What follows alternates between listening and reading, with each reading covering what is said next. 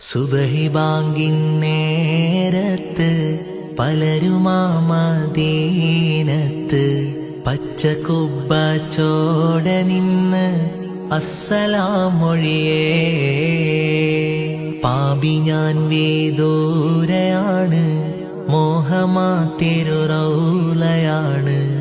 കരുണമന്ദിരമാ Medina കാണുവാൻ കൊതിയേ.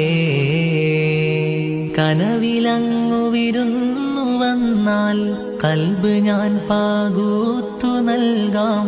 കാത്തിരുന്നു നിരാശയാൽ ഞാൻ പാടിയ നബിയേ.